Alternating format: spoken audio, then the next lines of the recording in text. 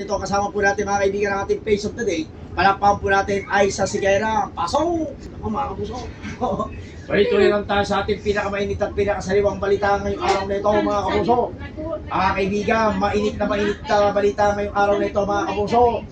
Libreng kamasahe sa carousel, nakakasara raw ngayong November ayon sa DOTR. Ang bad news, extended na naman daw na malilibre ang sahod ng mga driver at konduktor ngayong Pasko.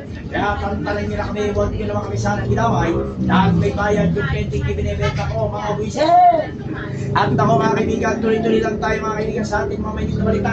Isang gwapong driver at isang gwapong konduktor sabay daw iniwanan ng kanyang misis noong nakalipas na Valentine's Day at sumama raw sa kumpare ng tricycle driver dahil lang po daw sa libreng ayuda.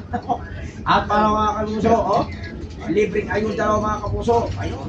Tuloy-tuloy lang tayo mga kaibigan. Mga kaibigan, kapapasok na ng balitang ito, Santa Claus, hindi na raw muna pupunta ng Pilipinas ngayong Pasko dahil cross-cutting na naman daw ang remit na Malacanang, Senado at Kongreso. Ayon kay Santa Claus, lihim daw na naipusta na pala ni Duque at Morales yung kanyang budget. Nako mga kapuso, sana puri na kay Lord. So tayo dyan Max Orange, napakalamig, napakasarap, pagtanggal ng kumay para panggal ng suya, para po sa mga biyahe ka.